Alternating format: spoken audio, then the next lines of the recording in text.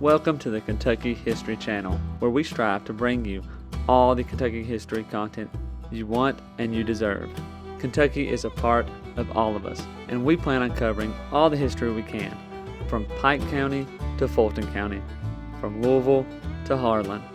Here on our YouTube channel, you can find many videos dedicated to different events, people, governors, and places in Kentucky. There's something for everybody.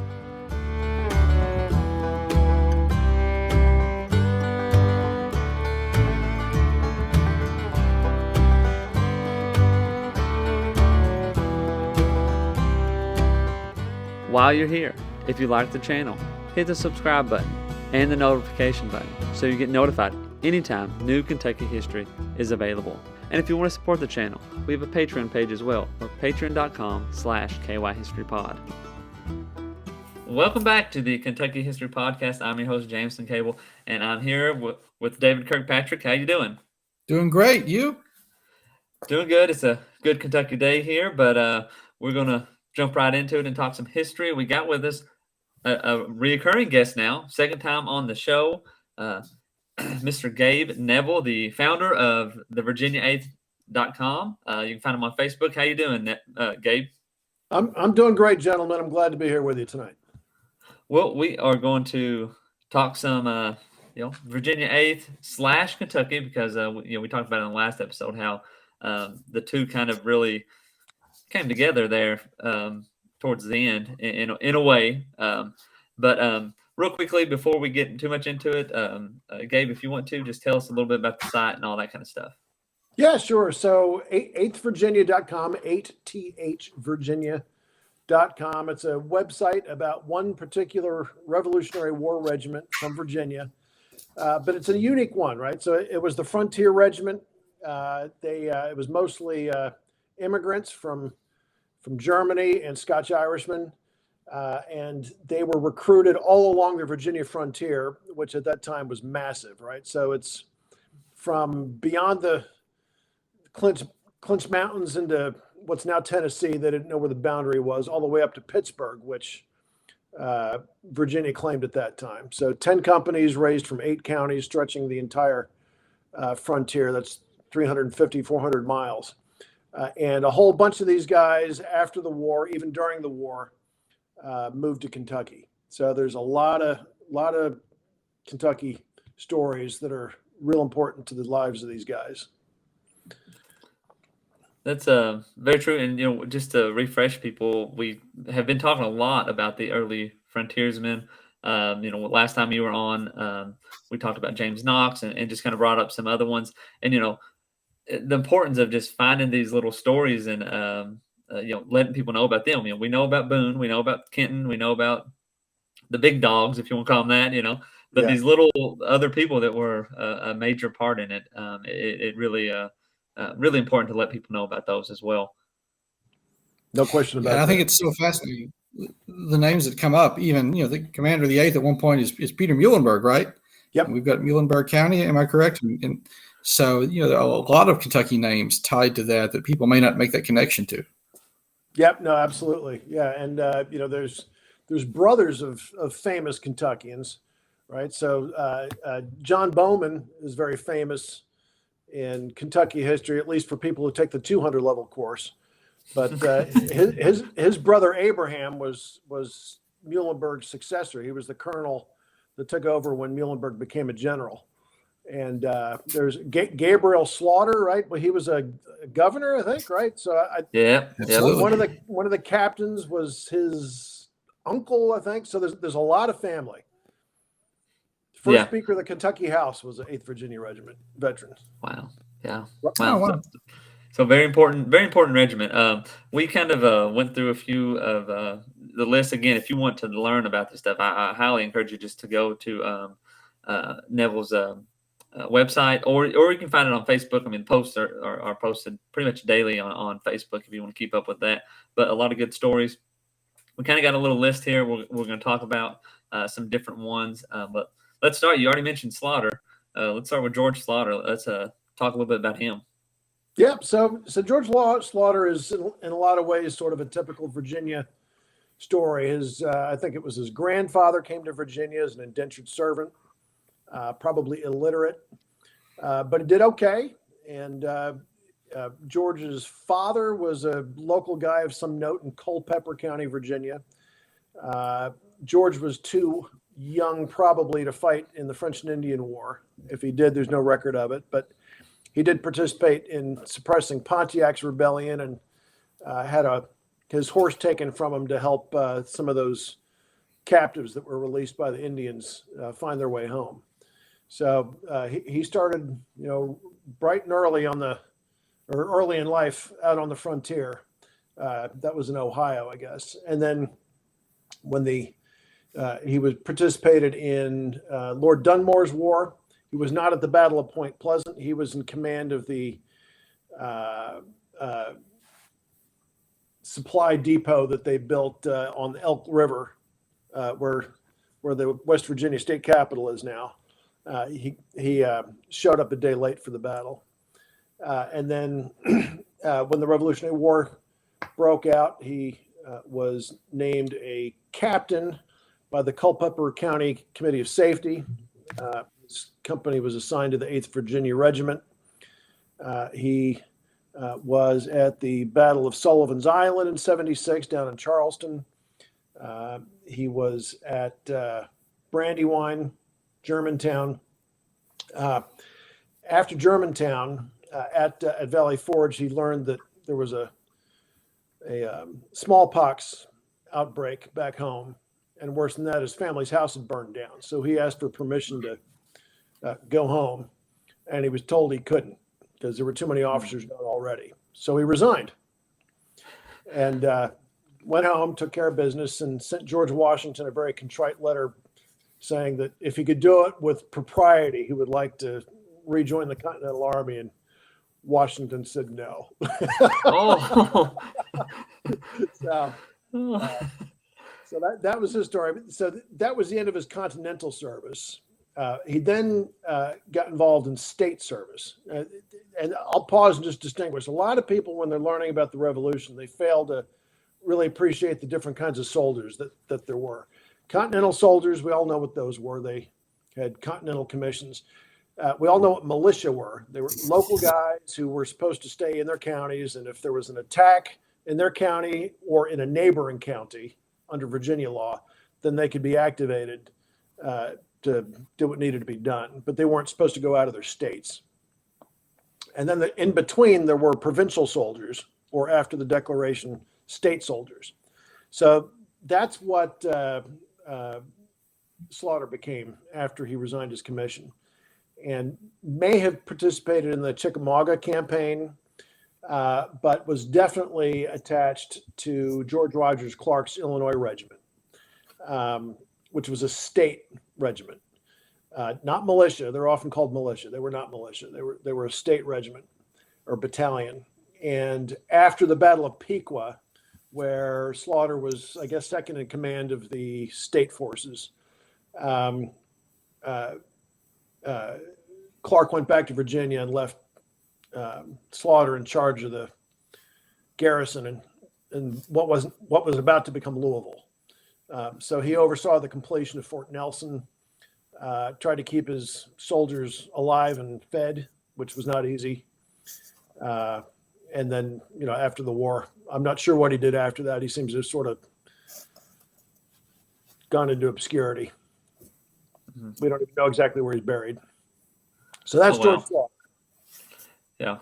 Well, I thought you were going to say, I was thinking, he asked George Washington to join back. I was kind of thinking, they're going to need men. They're going to need everybody they'll take them back, right? Well, they needed men, but what they did not need is more officers. Uh-huh. They just a few months after that, they actually consolidated the Virginia line because they had too many officers for too few enlisted guys. Do you see a parallel between his situation and Matt Anthony Wayne, where Washington is a little cooler than perhaps he needs to be towards what's probably a good officer? Yeah, there's a really good chance that Washington knew Slaughter pretty well. They were both from Virginia. Virginia was a small place, especially when it came to, Army officers. Who knows what the personalities were?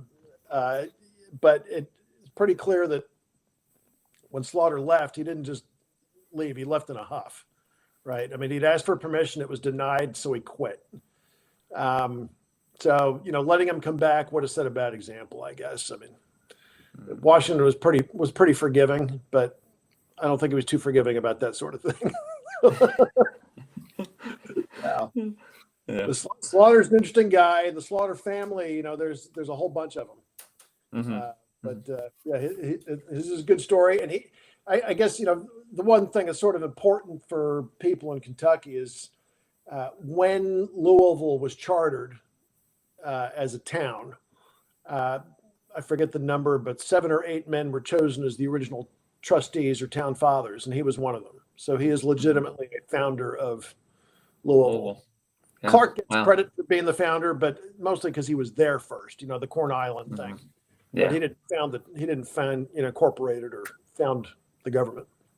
Yeah. And just think, was John Floyd, David, do you remember if we mentioned John Floyd being on the one of the founders as well of Louisville?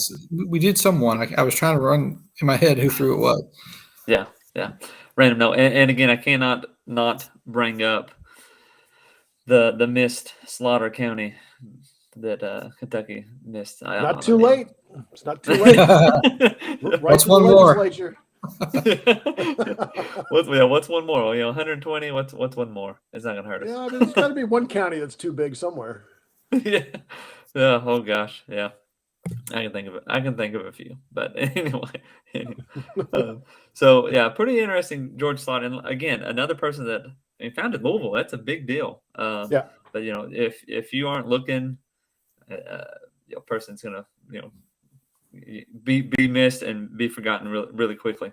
Now this other one, another one, big one that I kind of feel like is a pretty important one and definitely forgotten about is Abraham Bowman. We mentioned him before we started, but let's talk about him a little bit.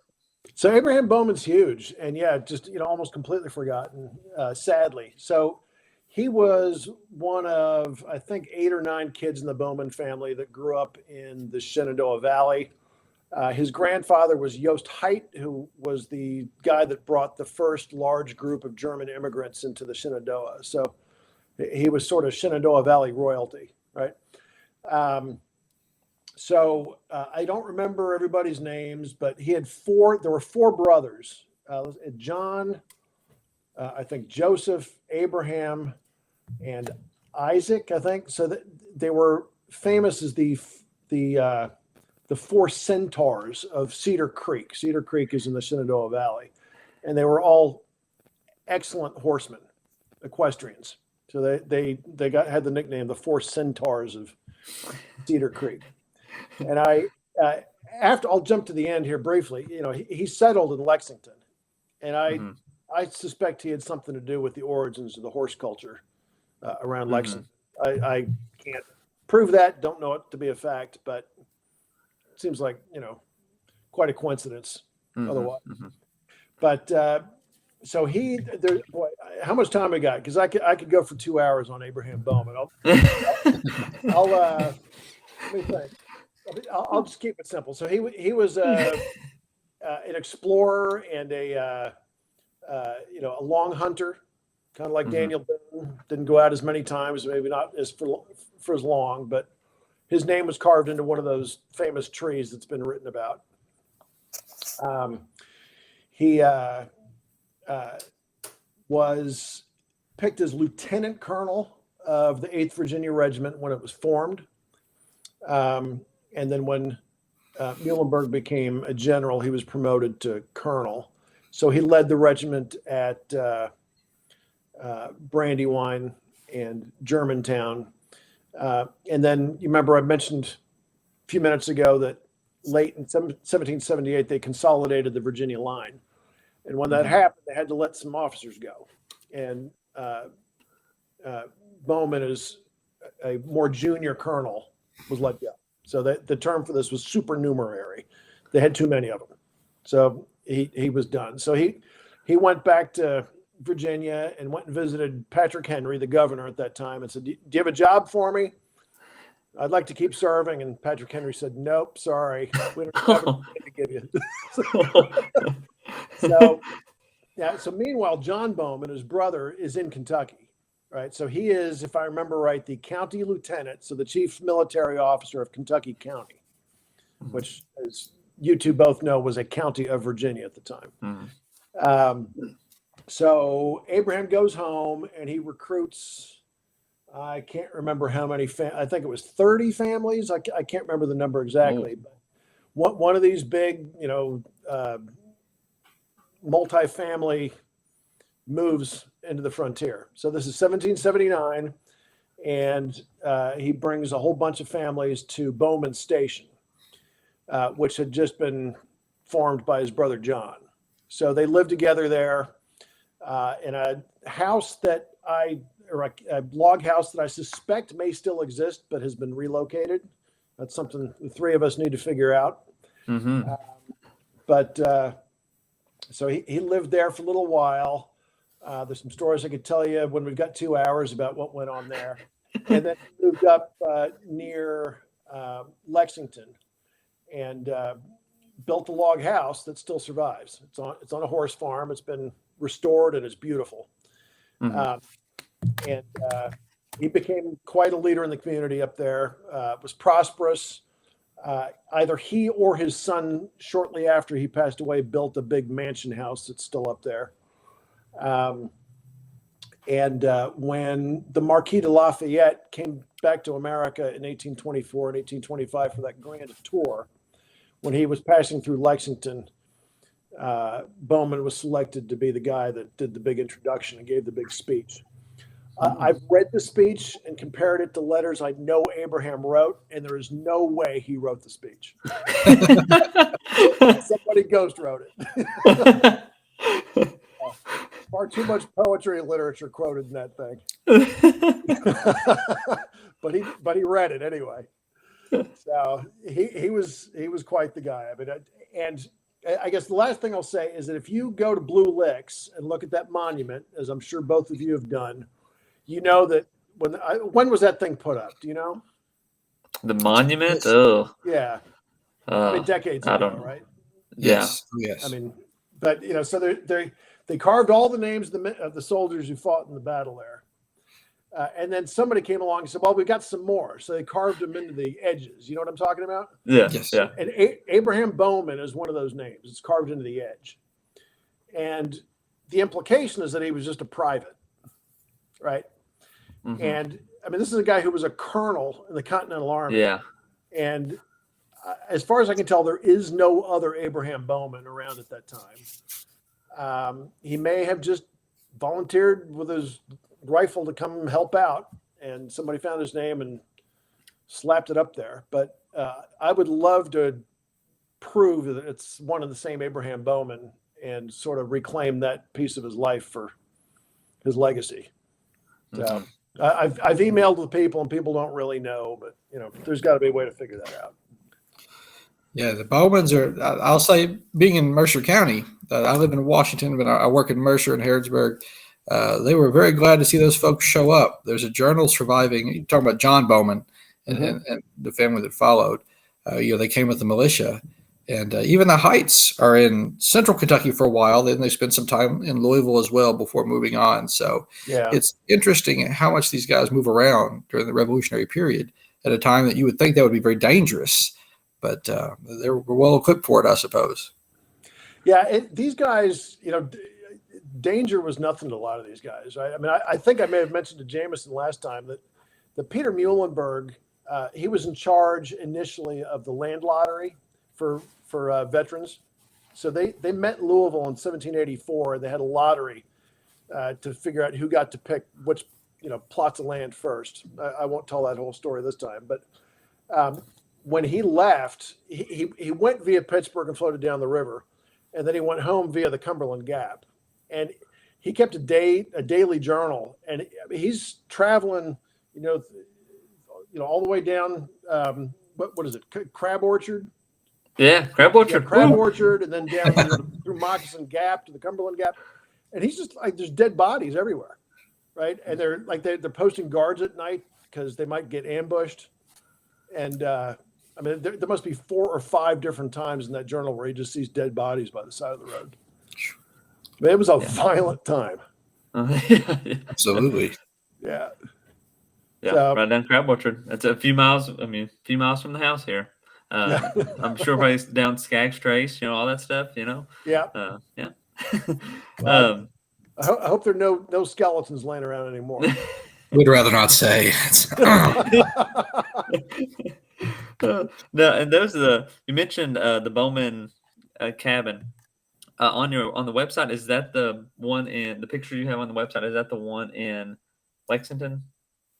Yeah, so it's just outside of Lexington. It's on Bowman's Mill Road, named after Abraham Bowman, and it was restored sometime around 2001, 2002. What I find so interesting is it has kind of a outdoor staircase to the top. Yeah, it's a really unusual log house. It's not properly called a cabin because it's more than one floor. So it's a log house. It not only has 2 stories, it also has a basement, which is unheard for a log house. Yeah. And it's got that external staircase up to the 2nd floor. So, what farm did you say it was on? Or it's I forget the name of it, but it's owned by the Emir of Dubai. Talk about equestrian money. Lineage. Yeah. Which I kind of think it's kind of neat too that they had the nickname the 4 Centaurs of Cedar Creek. That's quite impressive. I guess you just don't think of people at that time thinking about mystical fictional characters and or those sorts of things. Greek mythology, I think that is. But it's funny. Well, I don't know that they call themselves the 4 Centaurs, and I don't know that there's a contemporary account of that. There's a book written, I think, in the 1940s that says that, and I should say I don't know where he got his information. So who knows? So pretty cool name. There's a Cedar Creek Lake right down the road here in Lincoln County as well. So is that right? Might be one in every state for all we know. Like Springfield, right? Yeah. Easy on the Springfield, right? County seat of Washington County.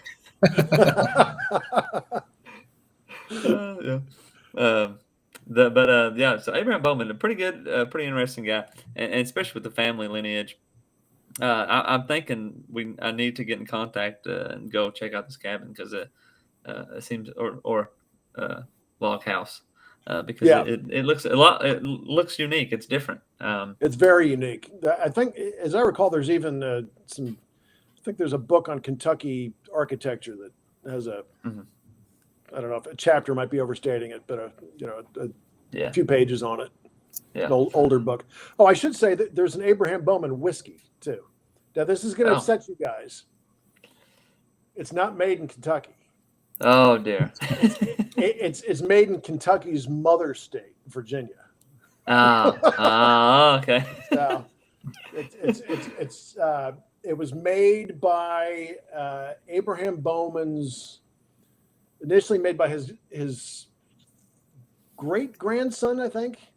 Okay. Starting, according to their website, that I think the day after Prohibition was repealed, in Fairfax County, Virginia, where I live. And then, I don't know, about 15, 20 years ago, they moved it to Fredericksburg, Virginia. You may be familiar with the Virginia Gentleman label of bourbon. That's what they made for decades and decades. They now have higher end labels, one of which, and they're all named after members of the Bowman family. So their top of the line bourbon is Abraham Bowman bourbon. And so I'm sorry, we make it in Virginia. Okay. We call it bourbon. Yeah. You guys hate that. I have a good friend from Wise County who will tell me that Kentucky is merely a colony of Virginia anyway to this day. So I'm not surprised. Yeah, well, I'm going to be on my best behavior here. I'm not going to. It's okay. It's all right. Other places can make bourbon. It's okay. Yeah. I mean, the same is true of Minnesota. That used to be part of Virginia too. So. Yeah, well, That's right. whoa. Um, so yeah, moving on from Abraham Bowman, let's talk about Joseph. Is it Cramen? I say Carmen. I wanted to say Carmen. That's what I wanted to say is Carmen. Spelled a little different though, I guess. Yeah, Carman. Okay. Yeah. Unless I'm Or maybe guilty of that's a just a typo typo somewhere. on my part. Well, so But, he's a guy who was from Pittsburgh. I think he was originally from New Jersey, I think. And he's one of these guys who, just sort of ended up in Pittsburgh. We don't really know why. Pittsburgh was the Wild West back then. So a lot of people ended up there because they weren't welcome where they came from anymore. I don't know that that's true of him or not, but he enlisted in William Cron's company in Pittsburgh in 1776. Cron was the proprietor of Locust Grove, which every Louisville school kid's been to at least once, right? Right. So Cron's company, because it had to march so far, missed the 8th Virginia Rendezvous in Suffolk, Virginia, which is down near, Williamsburg, Jamestown. So because they missed the rendezvous and the regiment was already off on its way to South Carolina, they were redirected north to Washington's army with the 1st Virginia Regiment. They were attached to the 1st Virginia Regiment. So Carman was probably at the Battle of Trenton, right, crossed the Delaware with Washington, and may have been at the succeeding battles of Assunpink Creek, or what's also known as the Second Battle of Trenton, and maybe at the Battle of Princeton. Probably not, though, because almost everybody was in terrible shape by then and not fit to serve for the rest of that winter. Trenton was grueling, especially getting home from it. But he was almost certainly at Trenton, and then also with the rest of the regiment after they reunited at Brandywine, Germantown, and then at Valley Forge. All the original 8th Virginia guys, their 2-year enlistments were up. So unless they re-enlisted, everybody went home at that point. So presumably he went back to Pittsburgh. Don't really know the details. Got married, started having kids, and at some point, probably in the early-ish 1780s, moved to Kentucky, like lots of people did. And I think he lived in Shelby County. I'm not looking at my blog post, which tells you a little more specifically where he was. But like a lot of these guys, he went hunting quite a bit, and he went out buffalo hunting with I think Drennan's Lick, which is now called Drennan's. They don't call it a lick anymore. But they went out hunting, and they were attacked by some Indians, probably Shawnee. It was usually the Shawnee. And the other 2 guys escaped. One of them was shot in the hand. But Carman was captured.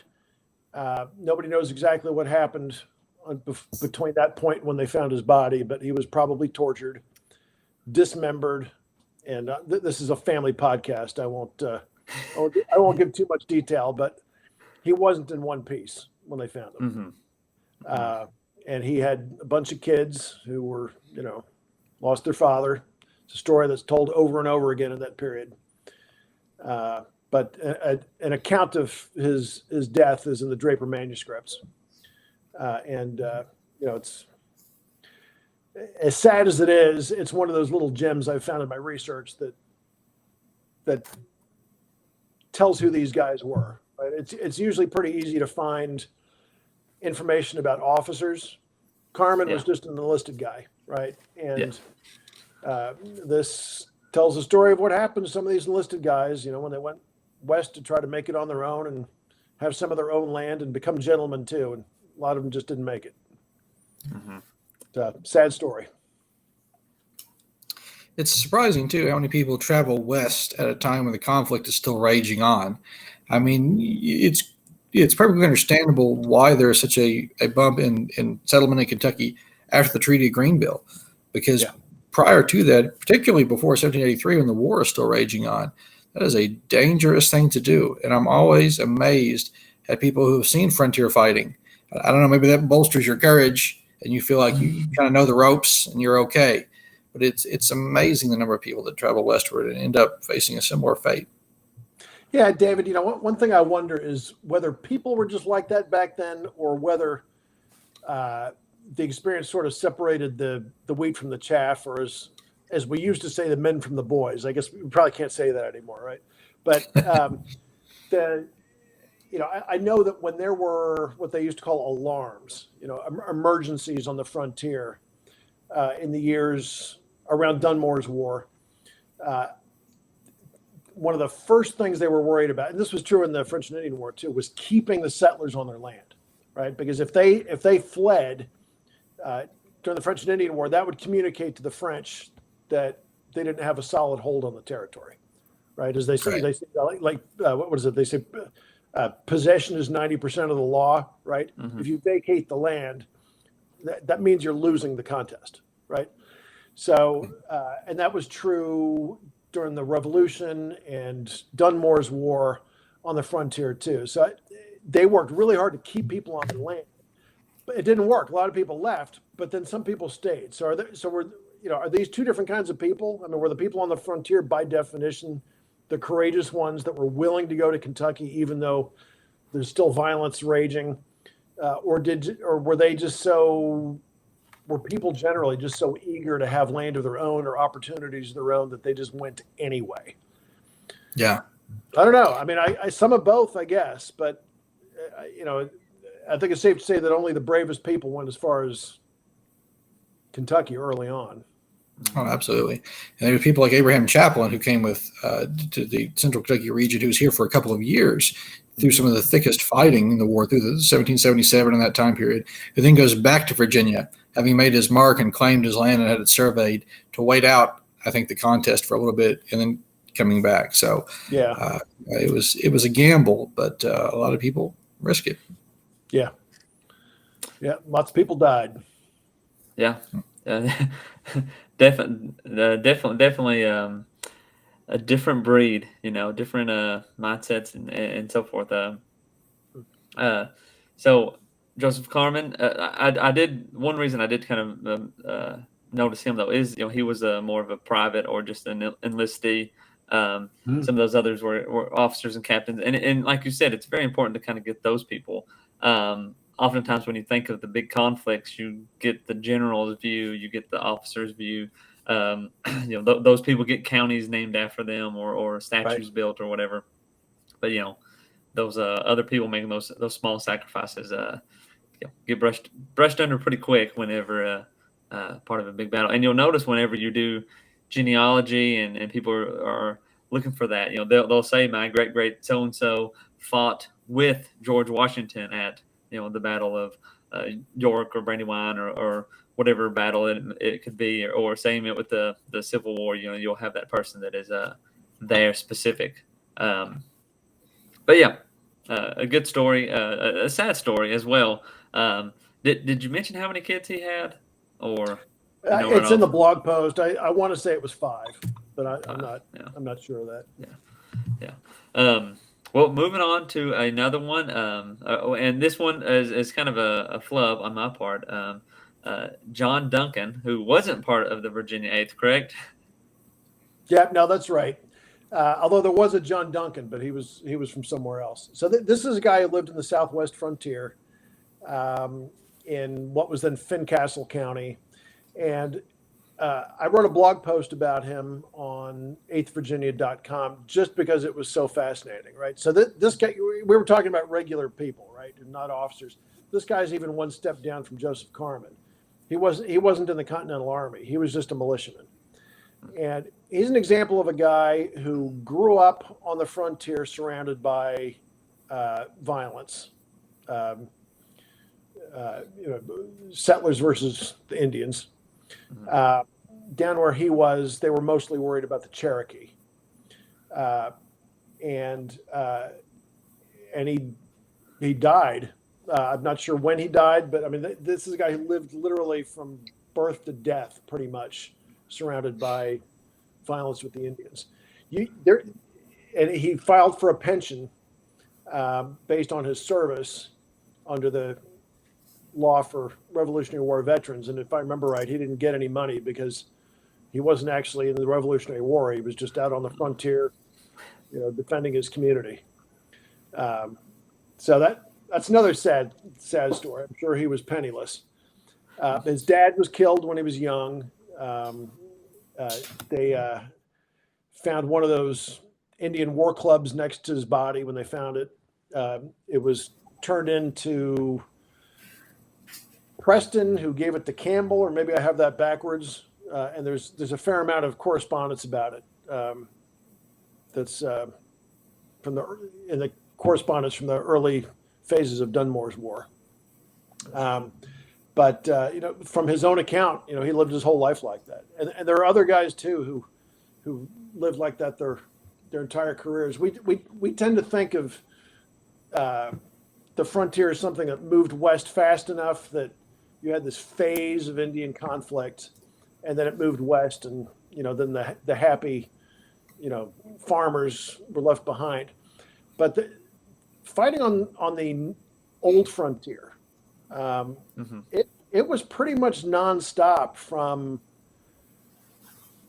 1752, certainly Braddock's defeat, until the War of 1812. Wow. Right. So I've got a quote here, and I can't remember exactly who it is talking here, but Nathaniel Beverly Tucker. Is that a name that means anything to you guys? I found this quote. He's interviewing a guy in 1835, asking this guy, presumably an old veteran of the frontier, about Indian violence. And what he says, "I presume," said I, "that having so long resided in Kentucky, you must have had some acquaintance with Indian warfare," right?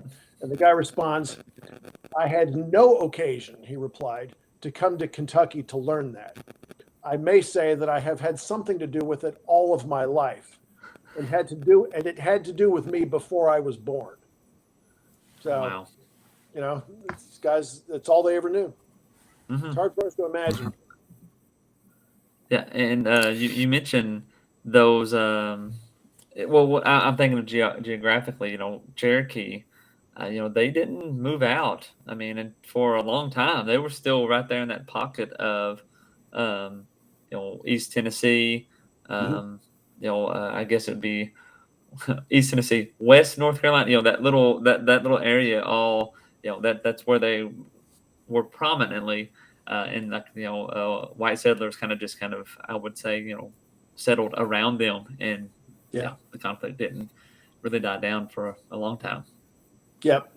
Yeah, there was another pension application I read. This one was from a widow, and she says at the beginning of her application, I think I quote this in the George Slaughter piece actually. Mm-hmm. She says that her husband was in the war against the English and the Cherokee. Right? If she'd been from New Jersey, it would have been the English and the Hessians, right? But she was the English and the Cherokee. Yeah. It's interesting that we talked about this before, that there's a narrow strip. It's almost a proving ground for people who move west, not only Kentucky, but into Tennessee and Ohio, right there about 200 miles from the crest of the mountains eastward. Because we see Daniel Boone and James Harrod, Isaac Shelby, and so many of these guys that were in the 8th, all, you said, grew up. That was their world. And I think that ultimately shapes their worldview to a point that it's not as much a hardship. It had to be a hardship in some degree, but not as much as it would be for others who would come west later. Yeah, and the Scotch-Irish and the Germans, they came to America because of violence, right? I mean, there were brutal wars going on in southwestern Germany in the early 1700s. That was whole towns were completely destroyed. And it was nominally over religion, but it was really France trying to extend its dominion over that area. And William Penn, and for religious reasons, and England, for political and religious reasons, offered a home for these people. So that was what started that mass migration out of Germany. But they had experienced just brutal violence before they came. And the same thing's true for the Scotch Irish. We don't always think about that, but there were the English Civil War and the Jacobite Wars, which again were religious wars in part. They were extremely violent, especially in Northern Ireland, and that's a very large reason why they came. So they were sort of used to it when they got here, and they didn't get to live in Philadelphia or New York. You know, they didn't have the money or the land, so they went west, where there was more violence, and you know, that's how we were talking about how tough these guys were. That certainly explains it. Mm-hmm. Yeah. Absolutely. Yeah. I'll pause right here. Anything else you guys can think of? Questions or anything? I have one question. Fire Okay. away. All right. Yeah, go ahead. I have to ask, Peter Muhlenberg, Colonel of the 8th Regiment, is it apocryphal or is it accurate that he, standing in the pulpit, rips off the vestments and declares there's a time for peace and a time for war, and now's the time for war? It's true and apocryphal. So there's no reason to doubt that he delivered the sermon, right? But the story that is usually told is it's exaggerated, right? So the story that every American school kid who was raised learning to read from McGuffey's Readers for 50, 60 years, the story that they read was that he appeared in his pulpit and gave this barn-burning sermon from Ecclesiastes. There's a time for peace and a time for war, and boy, is a time for war. And then he dramatically rips off his pastor's cloak, and he's got an army uniform on, and he says, "Let's go fight, boys!" And everybody signs up, and they run off and beat the Redcoats. About half of that's right? Oh no! You're ruining it for me. Yeah, no, I hear you. But the outlines of it are right? I mean, if you turned off the audio and just watched it, like the whole thing happened, right?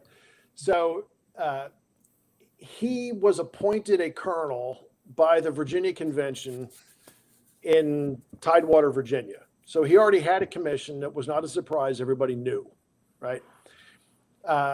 He did not recruit the regiment. That was not a colonel's job. The captains, right? So William Cron, George Slaughter, James Knox, Thomas Barry, David Stevenson. These are the guys, the captains. They had to raise the company. So 10 companies, and the captains and their lieutenants and their ensigns had to do the recruiting, right? So Peter Muhlenberg didn't recruit a single soldier. So don't call that a recruiting sermon. People call it a recruiting sermon.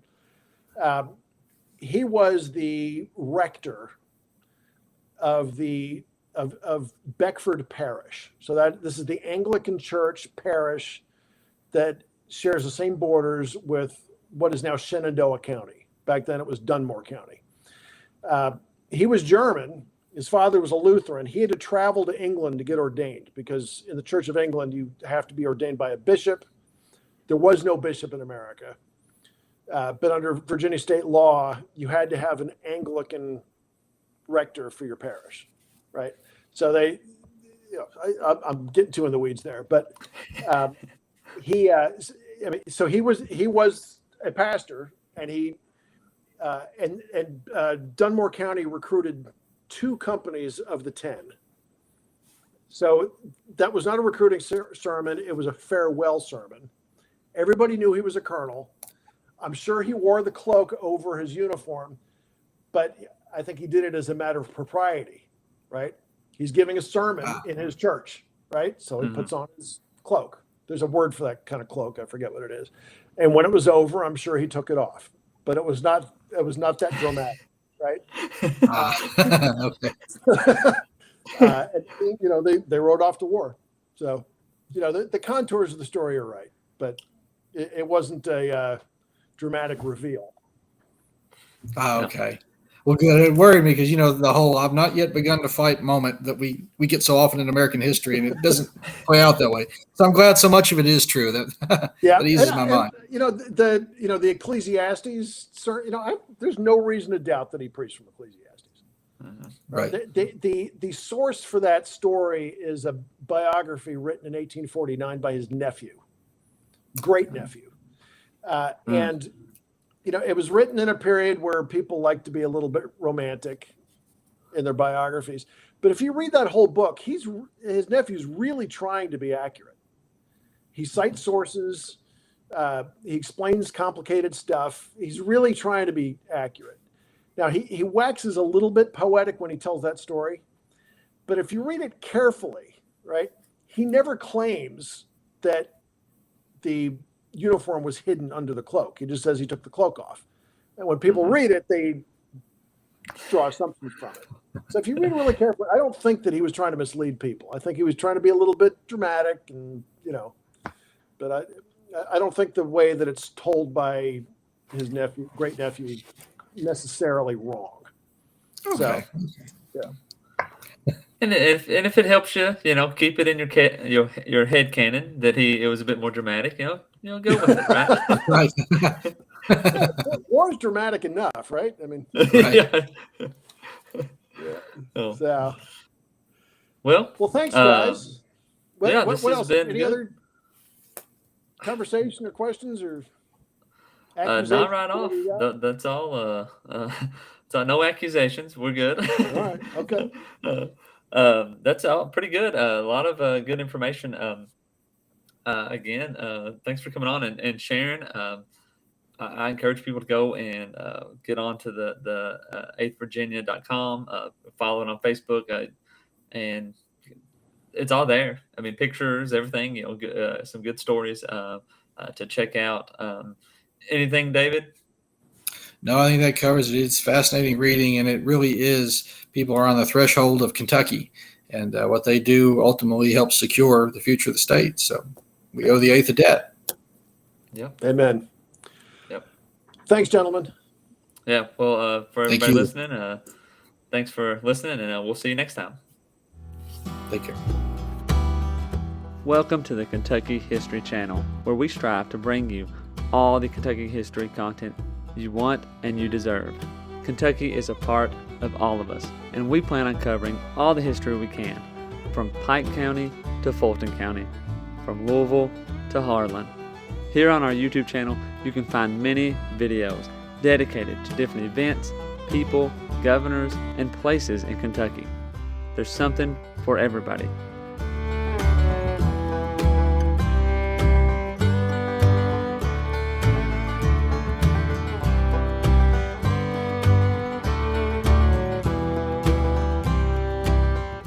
While you're here, if you like the channel, hit the subscribe button and the notification button so you get notified anytime new Kentucky history is available.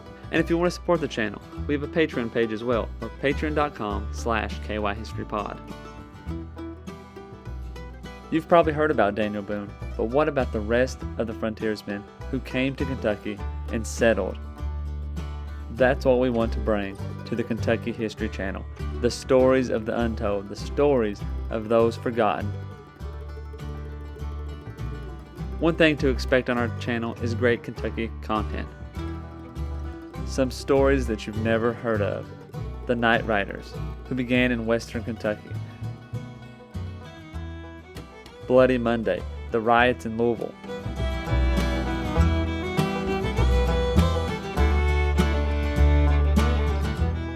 The assassination of Governor Goebel, the only governor ever assassinated in the United States. Stories from all over Kentucky, stories that are unforgettable once you've heard them. You can find out who counties in Kentucky are named after and how your county got started. From beginning to end, we plan to document every county in Kentucky, all 120. Reach out to us on all of our social media platforms, Twitter, Facebook, and Instagram. And also leave a comment on one of our YouTube videos. You can also check out our podcast episodes. You can subscribe to our podcast on Apple Podcasts, Spotify, iHeartRadio, and many more.